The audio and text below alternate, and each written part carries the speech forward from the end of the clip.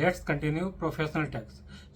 In this video हम cover करेंगे कि अगर पंजाब में प्रोफेशनल टैक्स की कोई लाइबिलिटी डिस्चार्ज करनी है तो उसका प्रोसेस क्या है, उसे कैसे पेमेंट डिस्चार्ज करेंगे प्रोफेशनल टैक्स की। ओके, सो कंटिन्यू करते हैं। अभी तक हमने कौन कौन सा स्टेट का कवर कर लिया है। अभी हमने कर लिया है किसका बताओ, उड़ीसा का, और किसका, असम का, और मध्य प्रदेश का। ओके, अब इस वीडियो हम करेंगे पंजाब का। ओके, सो पंजाब में देखो क्या है, पंजाब प्रोफेशनल टैक्स। अब देखो Punjab professional tax in Punjab. Normally starting की क्लास में मैंने स्टार्टिंग की जो वीडियो उसी में मैंने बता दिया था कि स्टेट गवर्नमेंट के पास क्या होता है, राइट है कि वो professional tax as a collect करने का राइट है, वेदर वो कलेक्ट करे या ना करे। वो किसके पास है, गवर्नमेंट के पास, एक स्टेट की।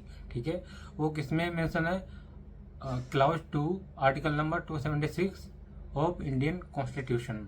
ठीक है, तो उसके बाद क्या लिखा, applicability of professional tax in Punjab.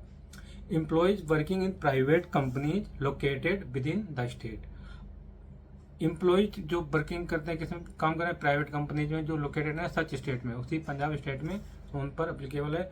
Employees of central government और स्टेट गवर्नमेंट, ये स्टेट गवर्नमेंट और जो सेंट्रल गवर्नमेंट है उनके ऊपर भी अप्लीकेबल है। Government employees receiving salary from Punjab state revenue even if their office is outside Punjab. और क्या, अगर कोई गवर्नमेंट एम्प्लॉय है और वो आउटसाइड पंजाब भी रह रहा है और उसे पंजाब की तरफ से ही मिल रहा है, क्या सैलरी मिल रही है, तो पंजाब गवर्नमेंट के थ्रू अगर सैलरी मिल रही है तो उस केस में भी क्या लगेगा, पीटी एप्लीकेबल होगा। Employees working in Punjab control organisation with incorporated और not operating with in outside Punjab. और क्या, employer responsible for distributing employees salary should deduct appropriate tax amount from the employee's salaries and deposit to them on their behalf। अब इसमें क्या, जो employer है, employer की responsibility बनती है जब वो सैलरी पेमेंट करता है उसी टाइम पे क्या करना है, पीटी डिडक्ट करना है और वो गवर्नमेंट को डिपॉजिट कराना है। कौन कराएगा, employer, on the behalf of their employees के बिहाफ पर। ठीक है, और क्या लिखा, freelancers and self employed professional generating specified revenue in the state. कोई फ्रीलांसर्स हैं और सेल्फ एम्प्लॉयड हैं और वो कोई इनकम जनरेट कर रहे हैं सच स्टेट में, तो उन पर भी प्रोफेशनल टैक्स अप्लीकेबल है। अभी प्रोफेशनल टैक्स का स्लैब है, क्या लिखा, professional tax rate in the state depends on how much you earn as a part of yearly gross salary. अब ये किसके ऊपर डिपेंड करता है, कितना आप अर्न करते हैं ईयरली, वो ग्रोस सैलरी के ऊपर डिपेंड करता है। अगर ईयरली ग्रोस सैलरी कितनी है, 2.5 लाख से कम है, तो आप पर प्रोफेशनल टैक्स अप्लीकेबल नहीं होगा। ओके, किस केस में, अगर 2.5 लाख से कम है 2,50,000, in case professional tax will not applicable. Okay, in Punjab अगर 2,50,000 से ज़्यादा है तो उस केस में क्या है, 200 रुपीज़ पर मंथ अप्लीकेबल होगा। ठीक है, due dates for professional tax payment in Punjab. अब इसमें क्या, due dates for professional tax की क्या है, नॉर्मली क्या होता है, नॉर्मली जो फॉलोइंग मंथ है, मतलब जैसे अप्रैल, आज अगर हम अप्रैल की पेमेंट कर रहे हैं तो अप्रैल की पेमेंट करने की ड्यू डेट क्या होगी, नेक्स्ट मंथ की लास्ट डेट, मतलब अप्रैल के बाद क्या होता है, मई, तो मई की 31 मई। तो इसमें ड्यू डेट क्या है, ड्यू डेट है अगर हम अप्रैल की पेमेंट कर रहे हैं तो उसकी जो नेक्स्ट मंथ की लास्ट डेट है, अप्रैल के बाद क्या आता है, मई आता है, तो मई की 31 मई तक हमें पेमेंट कर देनी चाहिए। Punjab professional tax late payment penalty. अब इसमें क्या, पेनल्टी भी लगती है, कितनी लगती है, अगर सिंपल इंटरेस्ट के साथ कितना लगेगा, 2% per month on the over due tax. जितना भी ओवर ड्यू, जो लाइक 10,000 है तो 10,000 की तुम्हें पेमेंट करनी थी अप्रैल में, लेकिन आपने अप्रैल में, मतलब अप्रैल की पेमेंट करनी थी 31 मई तक, बट आपने की नहीं, तो 10,000 पे लगेगा 2% पर एनम सिंपल इंटरेस्ट। अब उसके बाद क्या है, अगर ऑफेंस पेनल्टीज, अब इसमें क्या ऑफेंसेस भी हैं, कुछ पेनल्टीज भी लगेंगी। कब, failure to comply with the professional tax regulation in Punjab can result in penalties below are the key offences and their correspondence penalties. अब इसमें क्या, अगर तुम कंप्लायंस प्रॉपर नहीं करते हो, पेमेंट नहीं करते हो और रिटर्न फाइल नहीं करते हो, है ना, और डॉक्यूमेंट मेंटेन नहीं करते हो, तो उस केस में भी क्या लगेगी, पेनल्टी लग जाएगी। ठीक है, अब क्या लिखा, failure to register the business under the act. और अगर आप फेलियर कर जाते हैं, मतलब अपना रजिस्ट्रेशन ही नहीं कराया, भूल गए, तो उस केस में क्या 50 rupees per day for delay, जहाँ जिस दिन से अप्लीकेबल होगा रजिस्ट्रेशन।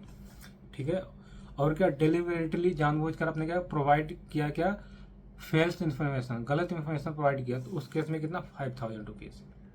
और failure to file return on time, time पर आपने रिटर्न फाइल नहीं की, तो उस केस में लगा 50 रुपये पर डे, एक दिन के 50 रुपये। ठीक है, फेलियर टू पे tax after receiving demand notice, demand notice receive करने के बाद भी आपने पेमेंट की टैक्स नहीं की, तो उस केस में क्या है 50% of outstanding amount as a penalty, मतलब 10,000 रुपीज़ पेमेंट करनी थी लेकिन आपने की नहीं और डिमांड नोटिस भी आ गया, उसके बावजूद भी आपने पेमेंट नहीं की, तो 50% कितना हो जाएगा, 10,000 का 5,000 रुपये, तो उतने की क्या पेनल्टी बन जाएगी, आपको वो भी पे करनी है, और जो अमाउंट है 10,000 वो भी पे करना है। और failure to maintain books of account, अब अगर प्रॉपर बुक्स ऑफ अकाउंट भी मेंटेन नहीं करते तो 50 रुपये per day as a penalty लगेगी। Non compliance with any provision of this act और रूल, आप कंप्लायंस ही नहीं करते हो किसी भी चीज़ का इस एक्ट और रूल के अंदर, तो आपको पेनल्टी लगेगी कितनी, 5,000 रुपीज़। इफ ऑफेंस कंटिन्यू करता है तो एडिशनल 50 रुपये पर डे चार्ज करेगी, कौन, गवर्नमेंट, जब तक ये रिसोल्व नहीं हो जाता है। ओके, अब ये कुछ कंप्लायंस फॉर्म्स हैं। ठीक है, ये कंप्लायंस फॉर्म्स हैं, जैसे एनरोलमेंट करने का PSDT-1 और PSDT-2 application of enrolment by SSC। ये एम्प्लॉयर का, अगर एम्प्लॉयर करता है तो उसका PSDT-1 है, और अगर एम्प्लॉय करता है other than person earning salary और बेज, जो अदर देन जो पर्सन अर्निंग करते हैं सैलरी और बेज के अलावा, उन केस में है, नॉट एम्प्लॉय के केस में। ठीक है, तो PSDT-2 आएगा। और क्या लिखा, एनुअल रिटर्न फाइल करने का PSDT-6 है। PSDT-4 है, annual return to be filed by taxpayer enrolment, और ये और PSDT-6 है, annual return to be filed by an employer. और PSDT-8 pay in slip to be send to designated officer. Form 7 है, received from the amount of tax interest and penalty, अगर कोई amount of tax receive करते हैं तो किसका, form number 7 है। अब इसके बाद हम देखेंगे प्रैक्टिकली हम पेमेंट कैसे करते हैं, पंजाब में कैसे करेंगे। ठीक है, यहाँ लिखना है IFMS पंजाब, IFMS.पंजाब।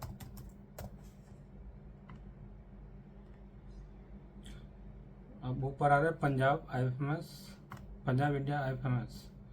अब यहाँ पर क्या करोगे, नीचे आओगे, ये लिखा ई रिसीट, क्लिक करेंगे यहाँ पर। ठीक है, अब यहाँ पर लॉगिन करना है आपको। ठीक है, यहाँ लॉगिन यूजर नेम, जो यूजर नेम आपने क्रिएट किया होगा वो यूजर नेम डालना है, पासवर्ड डालना है, और उसके बाद कैप्चा डालना है, देन आफ्टर क्लिक कर देना है। ठीक है, ठीक है, तो अब क्या करना है, इसके यहाँ पर आपको यूजर नेम पासवर्ड डालना है, देन आफ्टर कैप्चा डालना है और लॉगिन करना है। लॉगिन करने के बाद जब आप नेक्स्ट करोगे तो इंटरफेस ये ओपन होगा। ठीक है, और यहाँ पर प्रोफाइल नेम, जो रजिस्ट्रेशन नाम होगा वो कंपनी का नाम आ जाएगा और एक कोड आएगा, और उसके बाद मेजर है डेट, जिस दिन आपने रजिस्ट्रेशन कराया वो डेट आएगी। और यहाँ साइड में देखो क्या है, मेक पेमेंट, मेक पेमेंट पे जैसे क्लिक करोगे तो उसके बाद जैसे क्लिक करोगे ये एंटर हो जाएगा, ये इंटरफेस आएगा। अब यहाँ पर प्रोफाइल नेम आपकी कंपनी का नाम आ जाएगा, और उसके बाद वॉलंटरी टैक्स, अगर PT की हम लायबिलिटी डिस्चार्ज कर रहे हैं तो यहाँ वॉलंटरी टैक्स सेलेक्ट करना है। ठीक है, और उसके बाद फाइनेंशियल ईयर किस पीरियड का है, और मंथली है तो मंथ, और यहाँ पर monthly, quarterly, yearly, half yearly जो भी है वो आपको सिलेक्ट करना है। ठीक है, और यहाँ अप्रैल, मतलब जिस मंथ की आप कर रहे हो वो मंथ आप सिलेक्ट कर लो बस। उसका जैसे नीचे स्क्रॉल करोगे तो ये आएगा इंटरफेस। इसके बाद क्या करना है, यहाँ अमाउंट डालना है, अमाउंट डालोगे और उसके बाद फिर नेक्स्ट आ जाओगे। कुछ पर्सनल डिटेल मांगेगा वो आपको यहाँ पर डालनी है, जैसे नीचे स्क्रॉल डाउन करोगे। ठीक है, और उसके बाद आपको अपना बैंक सेलेक्ट करना है, जिस बैंक के थ्रू आप पेमेंट डिस्चार्ज करना चाहते हो वो बैंक सेलेक्ट कर लो, और उसके बाद सबमिट कर दो। सबमिट करोगे जो बैंक आपको नेट बैंकिंग करनी है या डेबिट कार्ड से पेमेंट करनी है, SBI से करनी है, वो उसके थ्रू आप पेमेंट कर सकते हो। तो ये था प्रोसेस किसका, पंजाब में प्रोफेशनल टैक्स की लायबिलिटी कैसे डिस्चार्ज करते हैं, वो इस वीडियो में हमने कवर किया। अब नेक्स्ट वीडियो में हम कवर करेंगे द स्टेट जिन पर PT एप्लीकेबल है, उन स्टेट्स पर उन स्टेट की पेमेंट कैसे करेंगे प्रोफेशनल टैक्स की, है ना। इसमें हम सिर्फ प्रोफेशनल की टैक्स की पेमेंट ही कवर नहीं करेंगे, इसमें हम कवर करेंगे रिटर्न्स कैसे फाइल करते हैं, और एनुअल पेमेंट भी हम क्या करते हैं, अलग पेमेंट करनी पड़ती है एनुअल पेमेंट, है ना। तो वो हम कवर सब कुछ करेंगे इसमें प्रोफेशनल टैक्स का। Okay, so if you like this video, do like, share and subscribe. Till then, bye bye and take care.